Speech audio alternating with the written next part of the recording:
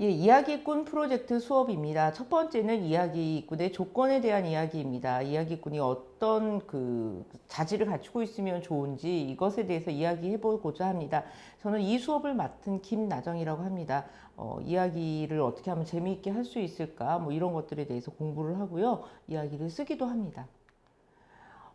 이야기와 관련해서 이제 사람을 호모 나렌스라고 이제 정의하기도 합니다. 뭐 호모 사피엔스 뭐 여러 가지가 있죠. 근데 이제 호모 나렌스라는 것은 이야기하는 인간이라는 것입니다. 그래서 사람들은 옛날부터 아주 오랜 옛날부터 이야기로 세상과 인간을 이해했다는 것입니다. 원시인들이 이제 모닥불을 이제 모닥불 주위에 둘러앉아가지고 오늘 무슨 일이 있었다. 그다음에 뭐 들소를 잡을 때는 어떤 방법을 쓰면 참 좋겠다. 그다음에 다른 부족에서 뭐 어떤 일들이 있었다. 이런 것들을 통해서 이야기를 나누면서 정보를 교류하고 그다음에 세상에 대한 뭐 이해 같은 것들을 더 깊게 했겠죠. 이를테면 신화 같은 것들도 이제 세상과 인간에 대한 이해의 방법이라고 합니다. 번개가 치거나 이런 것들은 원시인들에게 굉장히 놀라운 일이었어요. 아니 번개가 왜 치지? 그럼 이제 제우스가 이제 뭘 던졌다. 그 다음에 겨울이 왜 오지? 그러면은 이제 대지의 여신의 딸이 그 저승의 신에게 납치가 돼서 그때는 대지의 여신이 너무나 슬픔에 잠겨 있기 때문에 이제 세상에 겨울이 온다라는 식으로 어떤 자연현상을 이제 신들의 이야기로 바꿔서 이해하고자 했습니다. 자연현상 굉장히 막막한 것이었겠죠. 원시인들에게 그것을 이제 이야기로 만들면서 이해할 수 있는 무엇인가로 바꾼 것입니다. 그 다음에 뭐 민담과 전설에도 이런 것들이 많아요. 바다는 왜 짠가? 바다가 왜 짤까요?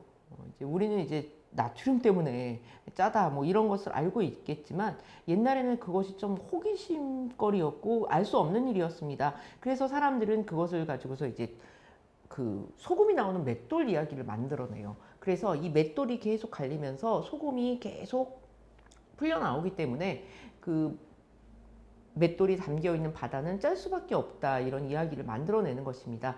그래서 이제 이런 이야기를 통해서 옛날부터 이제 사람들은 세상을 이해하게 되었다고 합니다. 동화를 생각하셔도 좋을 것 같아요. 아이들이 어렸을 때부터 동화를 많이 읽죠. 여러분도 많이 읽으셨을 겁니다. 근데 이제 아이들은 그 동화를 통해서 이제 세상을 살아가는 지혜 같은 것들을 배운대요. 동화에서 보면 주로 셋째들이 가장 똑똑한 것으로 나옵니다. 제가 첫째인데 그 어렸을 때부터 동화를 읽고서 셋째가 가장 똑똑하고 훌륭한 것으로 나와서 약간 뭐지? 막 이렇게 생각을 했는데 그 집안에서 셋째는 가장 어립니다. 몸집도 제일 작죠. 근데 이제 아이들은 동화를 통해서 그 셋째와 자기를 똑같은 것으로 여긴대요. 그래서 저렇게 형들보다 몸집이 작고 힘은 약하지만 셋째들은 꾀를 가지고서 세상을 살아갈 수 있다라는 것을 동화를 통해서 알게 된다고 합니다. 그래서 내가 지금은 작고 힘이 없지만 지혜를 가지고 있으면 세상을 살아갈 수가 있겠구나라는 것을 이제 동화를 통해서 알게 된다고 합니다. 자, 이제 이 수업은 스토리텔링 수업이죠. 스토리텔링 아주 간단하게 얘기해서 이야기한다라는 뜻을 가지고 있습니다. 근데 이제 이 스토리텔링은 다른 이제 정보를 주는 뭐 책과 달리 재미와 감동으로 지식을 전달하고 사람의 마음을 움직입니다. 감동이라는 말 자체가 사람의 마음을 움직인다, 느껴서 움직이게 한다라는 느끼게 해서 움직이게 한다라는 의미를 가지고 있습니다.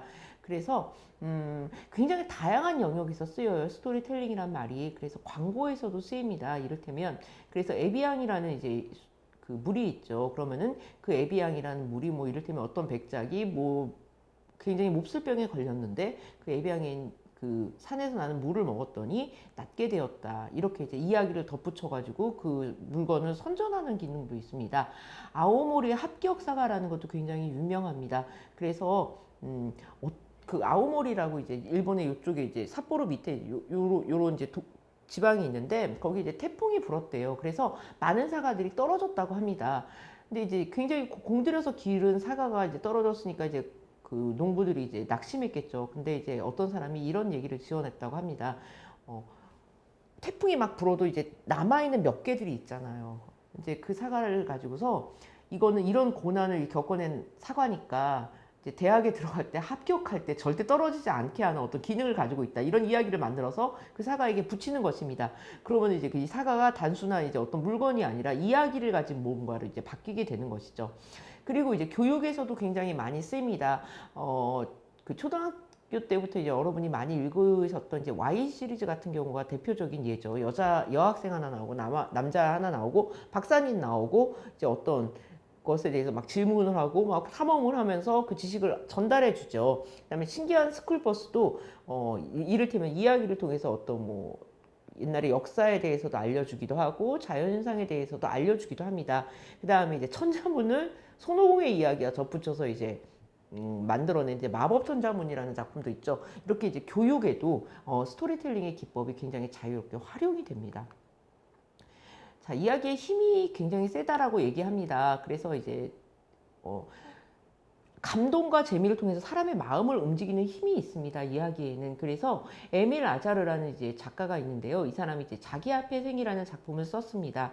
그래서 사람에게 있어서 사랑은 굉장히 중요하다라는 것을 이제 우리는 다 알고 있습니다. 그런데 그것을 그냥 이렇게 말로 던졌을 때는 별로 그렇지 사랑이 중요하지 뭐 이 정도밖에 감흥을 못 주는데 이 자기 앞의 생이라는 작품은 어떤 소년의 이야기를 통해서 그 사랑이 정말로 사람에게 얼마나 중요한지를 이야기를 통해서 보여줍니다.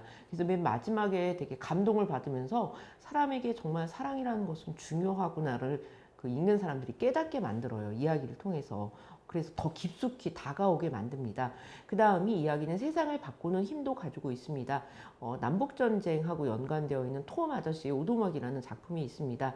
흑인 노예의 비참한 삶을 정말 생생하게 그려낸 작품이에요. 그래서 노예 해방에 굉장히 큰 기여를 했다고 합니다. 이야기를 통해 세상을 바꾸는 것이죠. 그 다음이 도간이라는 작품이 있습니다.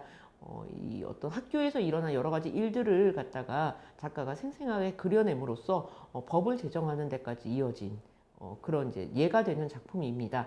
그래서 이렇게 이야기에는 세상을 바꾸는 힘도 있습니다. 그 다음에 이야기는 사람들이 참 좋아해요. 사람들이 자기를 납득시킬 때 이렇게 얘기를 해요. 그러니까 내가 오해를 받고 있고 좀 억울하다라고 생각할 때 그 상대에게 이렇게 얘기를 해요. 내 얘기 좀 들어봐. 내 얘기를 들어봐. 그럼 좀 마음이 바뀔 거야. 이런 게 있죠. 그래서 이야기는 나를 납득시키고 상대를 이해하는 어떤 힘이 되어주기도 합니다. 그 다음에 사람을 이해하는 그런 힘이 되겠죠. 보통 이제 어떤 사람이 살아온 이야기, 그 사람이 겪은 어떤 고난, 고생 이런 것들 눈물 나는 어떤 사연들을 들으면 그 사람을 위로하기가 좀 힘들어집니다. 그래서 어떤 사람이 살아온 이야기를 들으면 그 사람과 좀 가까워지게 됩니다. 소설을 읽으면 이제 어떤 장편 소설을 읽으면 읽다 보면은 그 주인공하고 굉장히 가까워져요. 정말 아는 사람 같이 됩니다. 그 사람이 막 슬픈 일을 겪으면 막 나도 슬퍼지죠. 그러면서 이렇게 이야기를 통해서 사람의 마음을 이해하고 어떤 사람을 가까워지는 어떤 징검돌 같은 것들이 마련되기도 합니다. 자, 그리고 이제 이야기가 가지고 있는 힘 중에 하나가 이제 변신 능력입니다. 그 힘센 이야기 같은 경우에는 이제 변신 능력이 있는데요. 이것을 OSMU, 원 소스 멀티 유즈라고 부릅니다. 그래서 굉장히 힘이 센 어떤 이야기가 있으면 이것이 이제 원형이 됩니다. 그래서 이 원형 콘텐츠라고 부르는 것인데요. 굉장히 다양한 장르로 움직일 수가 있습니다. 그래서 하나의 이야기가 영화, 게임, 드라마, 소설, 웹툰, 애니메이션, 뮤지컬, 캐릭터 상품, 장난감 등 굉장히 다양한 장르로 변형이 될 수가 있습니다. 그냥 예를 들면 뭐 심청전 이런 거를 얘기를 들면 심청전 영화로도 만들 수 있고 게임으로도 만들 수 있고 드라마로도 만들 수 있고 굉장히 다양한 것들로 변형이 가능하죠. 그래서 그 여러분 잘 아시는 이제 애니메이션 중에 겨울왕국 같은 경우에는 이제 애니메이션 작품으로도 유명하고요. 음반으로도 나왔고 게임으로도 만들어질 수 있고 캐릭터 상품, 인형, 뭐 옷 이런 것들로도 굉장히 많이 이제 다양한 분야로 이제 변신해서 사용될 수가 있습니다. 그래서 이런 이제 뭐 여러분 이제 웹툰이 드라마화된 것, 뭐 미생 같은 작품도 이제 그 예겠죠. 그렇게 되기도 하고 웹소설이 영화나 드라마로 이제 변형이 된 경우도 상당히 많습니다. 그리고 이제 뮤지컬이 영화가 된 경우도 있습니다. 로기수라는 뮤지컬이 이제 영화화된 것이 이제 거제도 수용소를 이제 바탕으로 한 그 영화가 있죠. 그 다음에 소설이 영화로 바뀐 경우는 정말로 허다하게 많습니다. 그렇게 이제 이야기가 탄탄하면 이것들이 굉장히 다양한 것들로 변신할 가능성이 있답니다. 그래서 이제 이야기가 힘이 세다라고도 이야기를 하죠. 자, 여러분이 이제 글을 쓰시기 전에 이야기꾼이 되시기 전에 이제 먼저 생각해 보셔야 될 것은 내가 정말로 쓰고 싶은 것이 무엇인지에 대해서 고민해 보는 것입니다. 나는 어떤 이야기를 좋아할까? 이건 정말 사람마다 제각각이거든요. 어떤 사람은 사랑 이야기를 좋아하고 어떤 사람은 낯선 세계를 떠나는 모험 이야기를 좋아합니다. 모몬 집안에 있어도 굉장히 우리는 다양한 곳들을 돌아다닐 수 있습니다. 우주도 막 돌아다닐 수 있겠죠. 그래서 스페이스 오페라 같은 것들도 쓸 수가 있습니다. 공포물 좋아할 수 있습니다. 무서운 걸 싫어하는데 공포물 쓰기를 좋아하는 사람들도 있어요. 그 다음에 역사 좋아하는 분들도 있고, 그 다음에 사람 얘기 좋아하는 사람도 있습니다. 어떤 인물에 대한 관심, 전쟁물 좋아하는 친구도 있고요. 동물 좋아하는 사람들도 있습니다. 그래서 뭐 동물을 꼭 길러야만 하는 뭐 기숙사 이야기를 막 쓴다든지, 동물과의 우정에 대한 이야기를 쓰기도 하고, 요리 좋아할 수도 있고, 음악을 좋아하면 음악 이야기, 생물을 좋아하면 다양한 생물에 대한 이야기도 가능합니다. 그래서 이런 다양한 내용들과 더불어 이제 장르도 굉장히 다양합니다. 그래서 여러분 어떤 장르를 내가 좋아하는지 하나를 정하시고 그것에 대해서 이제 계속 관심을 갖고 써보면 그 장르에 대한 어떤 그 장인, 마스터 이런 것들이 될 수가 있어요. 그래서 판타지도 있고 무협도 있고 SF도 있습니다. 호러도 있고 로맨스, 역사, 코미디, 미스터리 등 굉장히 다양한 장르들이 있습니다. 추리가 빠졌네요. 그리고 이제 여기서 조금 더 세분화돼서 물의 개념이 있습니다. 그래서 이야기라는 뜻을 가지고 이제 물이라는 개념이 있습니다. 그래서 요즘은 이야기 이제 스토리를 만들 때 이런 다양한 물들을 장르와 결합시켜서 아주 많은 가능성들을 이제 만들어내는 것이죠. 좀비물, 회기물, 성장물, 히어로물, 스포츠물, 시간여행물, 대체 역사물, 거대 로봇물, 뭐 굉장히 큰 로봇이 나와가지고 나오는 이야기들이 있습니다. 형사물도 있죠. 그 다음에 루프물도 있습니다. 계속 같은 시간을 갖다가 반복하는 것을 루프물이라고 합니다. 그 다음에 아이돌물도 있습니다. 아이돌하고 관련되어 있는 어떤 이야기도 가능하죠. 빙의물입니다. 어떤 영혼이 사람의 몸속에 들어가서 일어나는 일들. 그 다음에 법정이 배경인 법정물, 마법소녀물, 마법소년물도 있겠죠. 그 다음에 일상물, 우리의 잔잔한 일상, 뭐 중학생, 고등학생, 그 다음에 어른, 이런 이제 잔잔한 일상들을 이제 잔잔하게 그려내면서 거기서 이제 감동을 찾아내는, 의미를 찾아내는 일상물도 가능합니다. 게임물도 가능하죠. 마치 이야기가 게임같이 되어 있는 거예요. 뭐 아이템을 얻고, 그 다음에 계속 더 그 힘센 적들을 물리치는 과정에서 뭐 친구도 만나고, 그 다음에 함정에 빠지기도 하고, 이런 이제 이야기 자체, 스토리 자체를 이제 게임같이 만들어버리는 경우도 있습니다. 게임 스토리도 물론 있고요. 그 다음에 학원물도 있습니다. 배경이 학원인 경우입니다. 이 학원의 특성을 어떻게 정해줄 것인가에 따라서 굉장히 다양한 이야기들이 가능합니다. 경성물이라는 것도 있습니다. 그 서울 이전에 이제 그 일제시대 때 이제 경성이라고 불렸죠. 그래서 이제 그 근대를 배경으로 한 이제 굉장히 재미있는 다양한 이야기들이 만들어질 수가 있습니다. 뭐 탐정도 나올 수가 있겠고요. 그다음에 조선물이라고 실제로 이제 그 캐나다의 유명한 이제 그 스토리 사이트가 있습니다. 여기 이제 따로 분류된 항목입니다. 조선이 배경인 그 이야기들을 조선물이라고 부릅니다. 요즘에 유명한 작품 중에 킹덤이라는 작품이 조선물에 해당합니다. 그래서 이제 외국인들이 굉장히 신기하게 보고 있대요, 이 조선물. 그 다음에 배틀물은 어떤 대결을 벌이는 것입니다. 그다음에 몬스터, 괴물이 나오는 것들도 가능하고요. 마왕이 등장하는 것도 가능합니다. 개그물, 귀한물, 수사물, 기업물, 근성을 발휘하는 이야기입니다. 도저히 안 될 것 같은 거, 이 일을 가지고 근성을 가지고서 뭔가 헤쳐나가는 이야기를 이제 근성물이라고 하고요. 이 능력은 여러분이 이제 흔히 초능력이라고 부르는 어떤 특별한 능력을 가진 사람들이 등장하는 이야기입니다. 그래서 여러분이 이런 이제 장르하고 물을 결합해서 굉장히 다양한 이야기들을 만들어낼 수 있어요. 자기가 좋아하는 거를. 뭐 이를테면 학원, 환타지, 히어로, 아이돌, 근성물도 결합할 수 있겠죠. 그래서 이런 조합으로 굉장히 새로운 이야기들을 만들어낼 수 있습니다. 그래서 여러분이 하나에 국한돼서 이제 나는 뭐 호러만 쓰겠다 이렇게 할 수도 있겠지만 이 호러에다가 다양한 물을 결합시켜서 굉장히 색다른 이야기를 만들어낼 수가 있습니다. 호러 배틀물 이런 것도 가능하겠죠. 자, 스토리 창작 과정은 다음과 같습니다. 첫 번째는 이제 스토리 소재를 발굴하겠죠. 내가 무엇을 가지고서 글을 쓸 것인가를 글감을 만들어내는 것입니다. 그 다음에 이제 중요한 이제 주제가 되는 컨셉을 이제 발견하고, 그다음에 주제로 확정시키는 것이 처음 단계입니다. 구상 단계이죠. 두 번째는 조금 더 세분해서 구체적으로 만드는 것입니다. 주인공 캐릭터 만드는 것입니다. 그 다음에 메인 플롯이 어떤 것인지, 그래서 이제 그 탈출물 플롯이다 그러면 이제 어디에 갇혀 있고 어떤 시도들을 해서 뭐 세 번째쯤에 탈출에 시도하고 그다음에 잡히지 않기 위해서 도망 다니는 어떤 플롯이 가능하겠죠. 이렇게 해서 이제 그러면 이제 주인공이 탈옥을 하려는 어떤 사람이겠죠. 근데 그 사람은 옛날에 어떤 일을 당했고 어떻게 생겼고 이렇게 하면서 이제 캐릭터를 만들어가는 것입니다. 세 번째는 이제 이 플롯을 이제 큰 것을 이제 4막 정도로 이제 기승전결의 구조로 이제 좀 나눠서 더 촘촘하게 만드는 것입니다. 그래서 스토리라인을 정리하는 것이고요. 네 번째는 크게 네 도막으로 나눴잖아요. 그러면 요 각각의 도막 1막, 2막, 3막, 4막에 어떤 장면들이 들어가는지를 이제 채워 넣으시는 것입니다. 그래서 다섯 번째로 이제 이게 이벤트, 에피소드들이 어떻게 일어나고, 그 다음에 메인 플롯하고 이제 서브 플롯도 중요하죠. 이제 그 메인 플롯은 주인공이 이끌어 나가는 이야기고, 서브 플롯은 이것과 이제 다른 결의 어떤 이야기가 흘러가는 것입니다. 흔히 이제 B 스토리라고 얘기를 하는데요. 로맨스 소설 같은 경우에는 메인 플롯은 이제 주인공 남녀의 이야기라면 서브 플롯은 서브남 혹은 주인공, 여자 주인공의 친한 친구의 사랑 이야기 같은 것이 이제 서브 플롯입니다. 이것을 어떻게 구성할 것인지에 대해서 이제 정하는 것이 다섯 번째 단계이고요. 여섯 번째는 이제 어느 정도 이제 이렇게 플롯을 조금 짜놓으면 이 주인공들, 캐릭터들의 정서의 움직임, 얘가 마음이 어떻게 변하는가, 슬픔, 기쁨, 깨달음, 절망, 희망 뭐 이런 식으로 이 사람의 정서가 어떻게 흐르는지에 대해서 조금 살펴보시면서 스토리를 부드럽게 만드는 단계가 있습니다. 자, 그래서 이제 일곱 번째는 이제 시놉시스와 트리트먼트를 이제 쓰는 단계죠. 이제 앞에 부분이 이제 구상을 해서 이야기의 이제 판을 만들고 틀을 만드는 단계라면 집필 과정은 실제로 여러분이 쓰시는 단계입니다.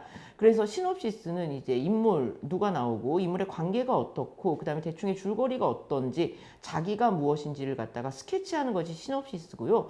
트리트먼트는 이 이제 시놉시스를 바탕으로 해서 스토리에 각각의 이제 장별로 어떤 것들이 대충 등장할 것인지에 대해서 메모하고 써주는 단계를 트리트먼트라고 합니다. 그 다음에 여덟 번째는 이제 이걸 쓰는데 각 컨텐츠마다 이제 각각 조금 중점을 두고 있는 것이 다릅니다. 이를테면 여러분이 영화를 쓰신다면 영화는 사실은 짤막한 그렇게 길지 않은 시간 안에 이야기를 다 풀어내야 합니다. 그렇기 때문에 집약되어 있는 어떤 스토리가 되게 중요해요. 그래서 주로 이제 갈등 구조를 굉장히 많이 이용합니다. 대결 구도라든지. 그러면 이 대결의 승패가 사실은 이야기 결말과 이어져 있습니다. 그리고 이제 드라마 같은 경우에는 뭐 1일 연속극이라든지 16부작의 이제 드라마 같은 경우에 조금 시간이 많죠. 그러면은 이 이제 그렇게 이제 영화처럼 압축되어 있는 갈등보다는 이제 소소한 어떤 갈등을 풀어 나가면서도 소소한 이야기들을 어떻게 아기자기하게 꾸미는지가 굉장히 중요해집니다. 그다음 웹툰 같은 경우는 보통 이제 출판 만화와 다른 점이 있죠. 스크롤바로 이렇게 올려서 봅니다. 그래서 밑으로 내릴수록 점점 뭔가 드러나는 이런 이야기로 만들면 훨씬 더 그 매체에 맞는 흥미로운 이야기가 만들어지겠죠. 그래서 여러분이 일곱 번째에서 시놉시스하고 트리트먼트를 만드셨다면 여덟 번째에서는 여러분이 이제 쓰고 싶은 이제 그 컨텐츠 형식이 있습니다. 그것에 맞춰서 이제 맞춤형으로 글쓰기를 하는 단계, 이것이 마지막 단계입니다.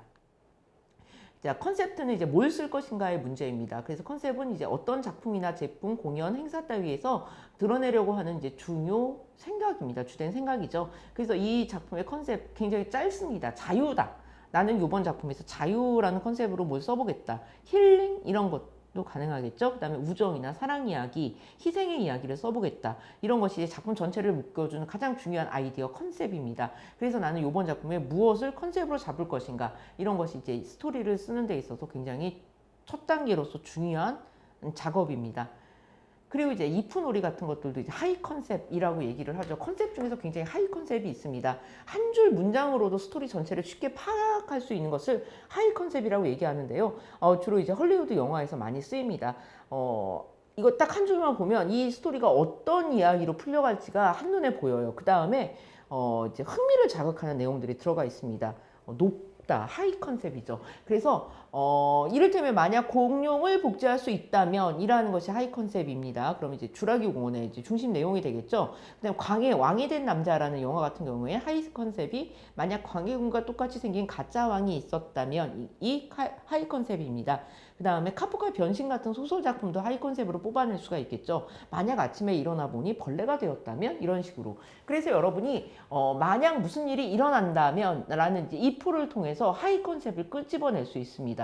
그러게 무슨 일이 있었을까? 이러면서 이제 독자나 관객의 호기심도 이제 불러일으킬 수가 있겠죠. 만약 뭐 아빠와 딸의 몸이 바뀐다면 이런 드라마나 영화 있습니다. 그다음에 뭐 남녀의 몸이 바뀐다면, 그다음 뭐 이런 거, 너의 이름은 같은 작품 있겠죠. 그러면서 여러분이 한번 구상을 하실 때는 무슨 일이 만일 일어난다면 이런 질문들을 던지시면 굉장히 흥미로운 하이 컨셉을 잡으실 수가 있습니다. 그다음에 이제 스파크가 있어요. 이제 구상을 하는 데 있어서 전혀 이제 만나지 않은 것들을 만나게 하면 이야기가 만들어집니다. 이것을 이제 수술대 위에 우산이라고 얘기를 합니다. 여러분 수술대 위에 우산 놓인 거 별로 보신 적 없죠? 근데 이제 전혀 엉뚱한 것들이 만들어지면, 만나면은 호기심을 불러일으키면서 뭔가 이야기가 만들어지게 됩니다. 그래서 어떤 것들의 조합으로 이제 새로운 것을 만들어내는 것입니다. 그래서 여러분이 이제 중요한 것은 전혀 익숙하지, 이제 잘 안 어울리는 것들을 한번 붙여보는 것입니다. 이를테면 이제 제가 이제 임의로 한번 만들어 보았습니다. 외계인과 십자수.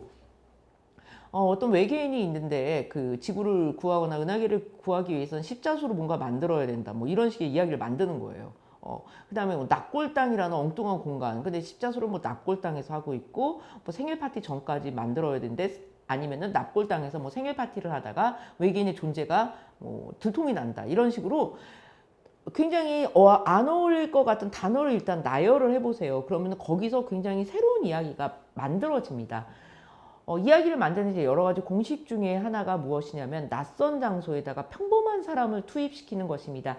굉장히 환타지 같은 이제 어떤 공간 있잖아요. 새로운 공간에다가 우리가 익히 아는 사람들을 집어넣는 거예요. 여기서 이제 이야기가 만들어집니다. 화성에 이제 요구르트 아주머니가 계시면 이것도 이제 이야기가 만들어지죠. 화성이란 공간은 굉장히 낯선 장소입니다. 그런데 이제 요구르트 판매원 아주머니들은 조금 우리가 하루에 한 번 정도는 보게 되는 것 같아요. 그럼 이제 이걸로도 이야기가 만들어집니다. 그 다음에 중이도 아시죠?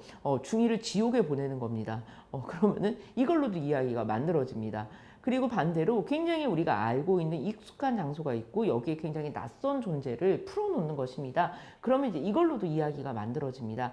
학교에다가 좀비 풀어놓으면 이야기가 만들어지죠. 뭐 좀비가 나올 수 있는 굉장히 평범한 장소, 뭐 지하철역, 아니면 찜질방도 괜찮겠네요. 그러니까 우리가 알고 있는 장소에다가 이제 낯선 존재를 집어넣는 것입니다.